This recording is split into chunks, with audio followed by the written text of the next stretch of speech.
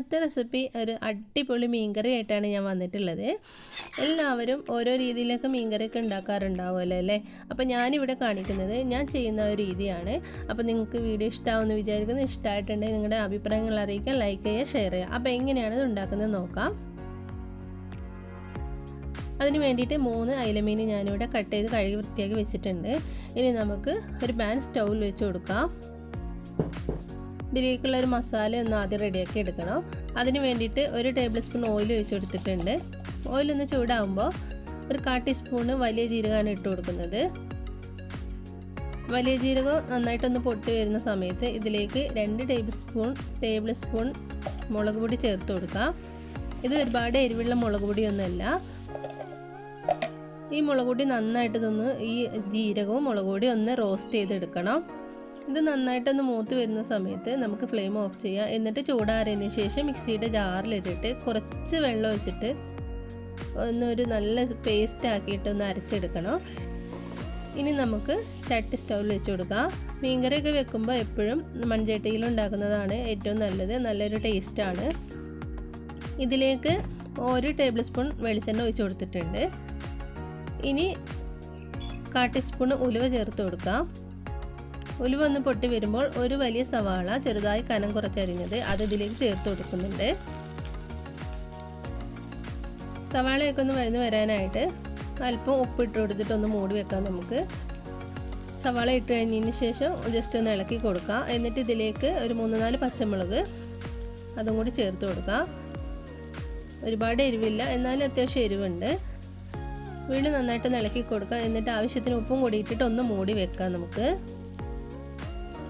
പിന്നെ ഇതിലേക്ക് ചേർക്കുന്ന ചേരുവ സീക്രട്ട് ഇൻഗ്രീഡിയൻസ് എന്താണെന്ന് വെച്ചാൽ കുറച്ച് വെളുത്തുള്ളിയും പിന്നെ ഒരു വലിയ കഷ്ണം ഇഞ്ചിയും കൂടി നന്നായിട്ടൊന്ന് അരച്ചെടുക്കണം. അതിൻ്റെ കൂടെ തന്നെ ഒരു 1/4 ടീസ്പൂണ് നമ്മൾ മീൻ കുറവാണ് അതിനനുസരിച്ച് എടുത്താൽ മതി വലിയ ജീരകം.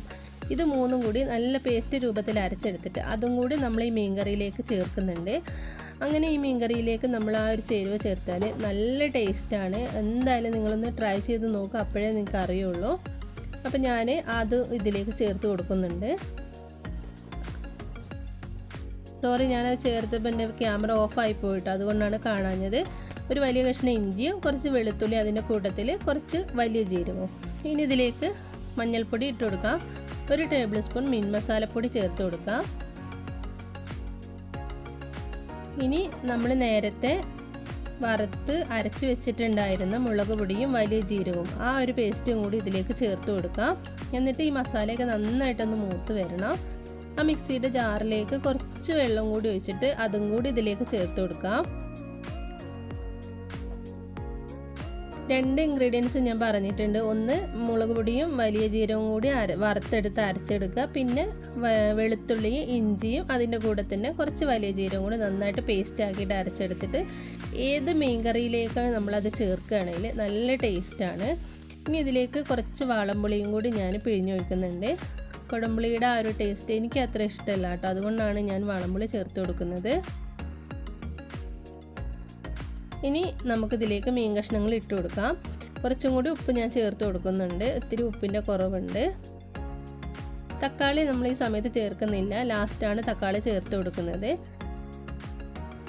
മീൻ കഷ്ണങ്ങളൊക്കെ ഇട്ട് കൊടുത്തതിന് ശേഷം തക്കാളിയും കൂടി ഇതിൻ്റെ മേളിലേക്കായിട്ട് ഇട്ട് കൊടുക്കാം. അപ്പോൾ ആ തക്കാളി ഒന്നും ഒരുപാട് അങ്ങോട്ട് വെന്ത് അലിഞ്ഞു പോവാത്ത രീതിയിൽ മേളിലായിട്ട് ഇങ്ങനെ കാണുകയും ചെയ്യും. നല്ലൊരു രസമാണ് മീൻകറി അങ്ങനെ വെക്കുന്ന സമയത്ത്. ചോറിനൊക്കെ കഴിക്കുമ്പോൾ നല്ല ടേസ്റ്റാണ് കേട്ടോ. പിന്നെ കാണാനും നല്ല ഭംഗിയാണ് ആ തക്കാളിയൊക്കെ മേലെ ഇങ്ങനെ കിടക്കുന്നത് കാണാൻ. ഒന്ന് ഇളക്കി കൊടുത്തതിന് ശേഷം നമുക്ക് തക്കാളിയും കൂടി ഇതിൻ്റെ മേളിലേക്കായിട്ട് ഇട്ട് കൊടുക്കാം. നമ്മളിതിൽ കാശ്മീരി മുളക് പൊടിയൊന്നും ചേർക്കുന്നില്ല. നമ്മൾ ആദ്യം തന്നെ മുളക് പൊടി വറുത്ത് അരച്ചെടുത്തില്ലേ, അതുകൊണ്ട് തന്നെ നല്ല കളറും ഈ ഒരു കറിക്ക് ഉണ്ടാവും. വേറൊരു കളർ കൂട്ടാനായിട്ടുള്ള മുളക് പൊടിയൊന്നും ഇതിലേക്ക് ചേർത്ത് കൊടുക്കുന്നില്ല. ഇനി ഇതിലേക്ക് തക്കാളി ഇട്ട് കൊടുക്കാം. കുറച്ച് കറിവേപ്പിലയും കൂടി ഇട്ട് കൊടുക്കാം. അപ്പോൾ ഒരു വലിയ തക്കാളി ഞാൻ ചെറുതായിട്ട് കനം കുറച്ച് അരിഞ്ഞത് ഇതിലേക്ക് ചേർത്ത് കൊടുത്തിട്ടുണ്ട്. കുറച്ച് കറിവേപ്പിലയും. ഇനി നമുക്ക് മൂടി വെക്കാം. ഒരു 10 മിനിറ്റ് കഴിഞ്ഞതിന് ശേഷം നമുക്ക് തുറന്ന് നോക്കാം. അപ്പോഴേക്കും നമ്മുടെ കറി ഏകദേശം ഇവിടെ റെഡി ആയിട്ടുണ്ടാവും.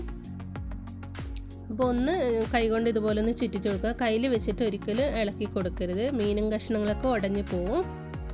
ജസ്റ്റ് ഒരു സെക്കൻഡ് കൂടി കഴിഞ്ഞിട്ട് നമുക്ക് ഫ്ലെയിം ഓഫ് ചെയ്യാം. എണ്ണയൊക്കെ തെളിഞ്ഞ് മേലെ ഇങ്ങനെ തെളിഞ്ഞ് വരുന്ന സമയത്ത് നമുക്ക് മനസ്സിലാക്കാം നമ്മുടെ കറി ഇവിടെ റെഡി ആയിട്ടുണ്ടെന്ന്.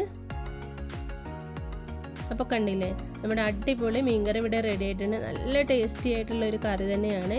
ഉറപ്പായിട്ടും നിങ്ങൾക്ക് ഇഷ്ടപ്പെടും. ഒന്ന് ട്രൈ ചെയ്ത് നോക്കുക എല്ലാവരും. അപ്പോൾ ഇന്നത്തെ വീഡിയോ ഇഷ്ടമായിട്ടുണ്ടെങ്കിൽ ലൈക്ക് ചെയ്യുക, ഷെയർ ചെയ്യുക, നിങ്ങളുടെ അഭിപ്രായങ്ങൾ അറിയിക്കുക. ഇനിയും ഇതുപോലത്തെ നല്ല വീഡിയോസുമായിട്ട് കാണുന്നവരേക്കും thank you. Bye from Shana's kitchen and vlog.